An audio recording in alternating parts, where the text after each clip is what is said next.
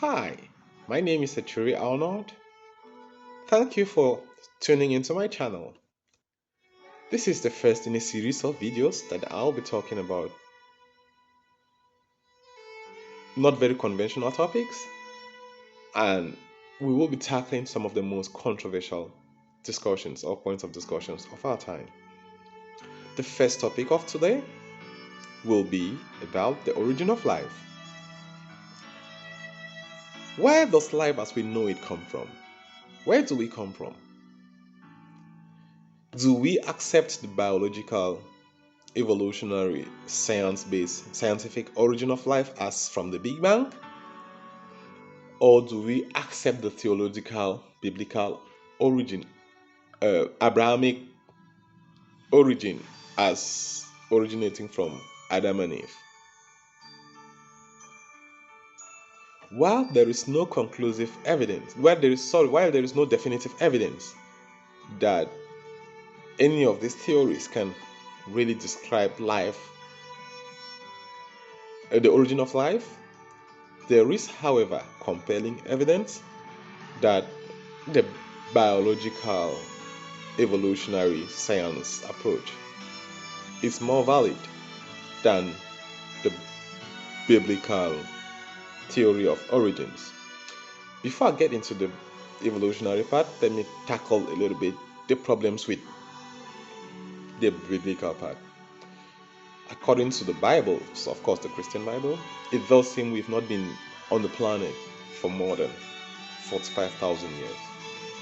This seems strange because radiocarbon dating of fossils of organisms that look like man do indeed have indeed found remains or fossils of humans that are at least 100,000 years old.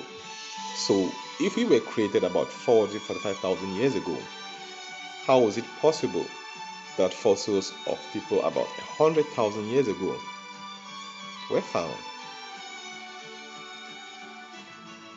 So my conclusion on this topic has been that there are two things. Either the person that wrote the instructions God gave them made a mistake, or the Bible is a total fraud. Let's assume that the person made a mistake. Right. The second problem with the biblical narrative is that they claim the first person that was made was Adam in the Garden of Eden, and then God made him and realized he was lonely, and then God made Eve out of Adam's rib, which is a very strange thing because the rib is not a reproductive organ. Of course, you would tell me that God mysteriously works in mysterious ways, and he did not reveal he did not completely reveal the way man was made. But it begs the question, why did God not make Eve from mud? Why would you have to make Adam go through the pain of losing a rib and making Eve out of that rib instead of making Eve from mud, which would have probably been much easier because he had already made Adam out of mud? It also begs the question, if Adam's rib was removed, was it replaced? Does the Bible or the Quran or whatever book that explains this theory say what happened to Adam after one of his ribs were removed? Because men have the same number of ribs as women. It doesn't make sense, right? Good. So, the problem of the age of the universe, the problem of the time we've spent here, the origin of Eve doesn't make sense. It doesn't make sense that Eve would have been created from Adam's rib. There is also a third component.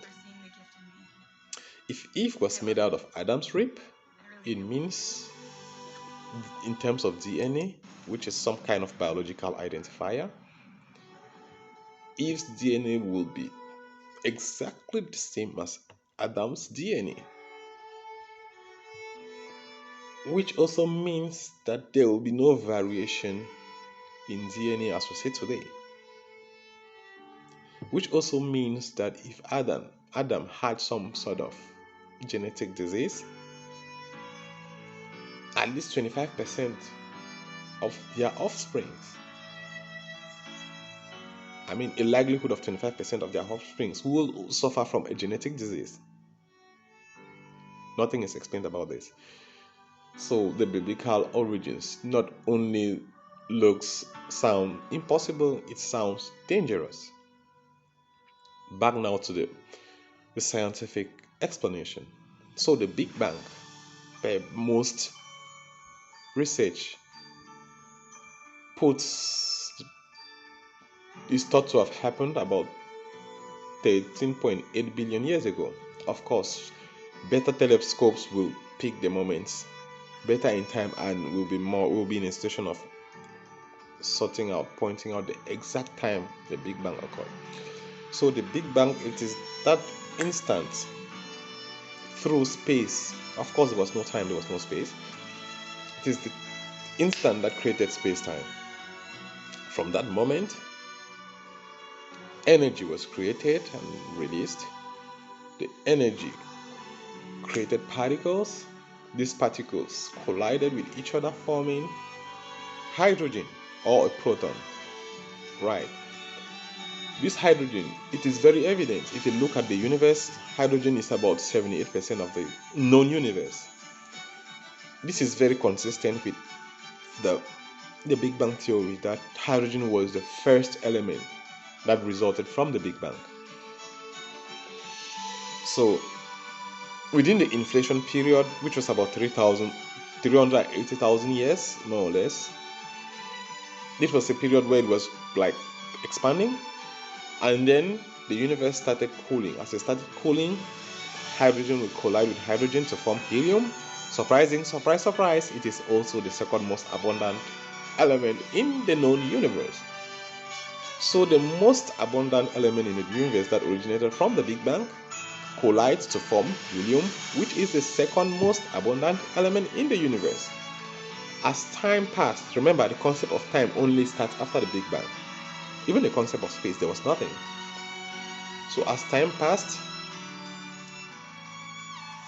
as the universe was cooling, at this time, I cannot say rocks were, no, we will not claim there were rocks and meteorites or particles in the universe. As time was passing, that is how the elements were reacting or colliding with each other to form new elements, until we could get to the point where the helium and all the other elements along the line could collide to form carbon.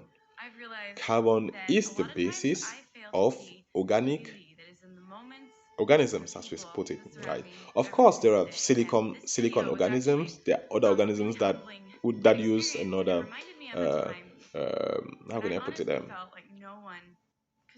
basis, but life on Earth is based on the idea that carbon is the building block. So about 4.5 billion years ago, there will it would occur to most, it does seem to most scientists, that the elements that had been formed all through the period from the Big Bang to about, yes, these elements were in fact reacting with each other, probably forming water, probably forming other compounds, elements and compounds and all that.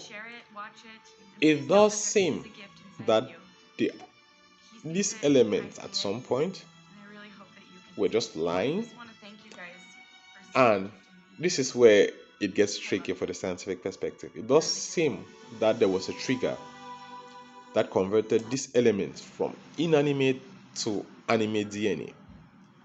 So adenine, guanine, this is like the chain of messengers or messaging in organisms.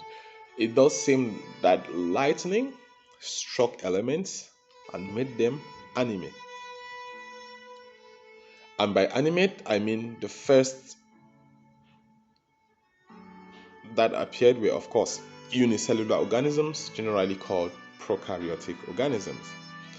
These prokaryotic organisms are bacteria that are very primitive. They can survive in very, very harsh conditions. And I guarantee you the conditions 4.5 billion years ago were extra. Oh, sorry, 4.5 billion. That's when the planet Earth was formed. Sorry, I think about 380 million years ago.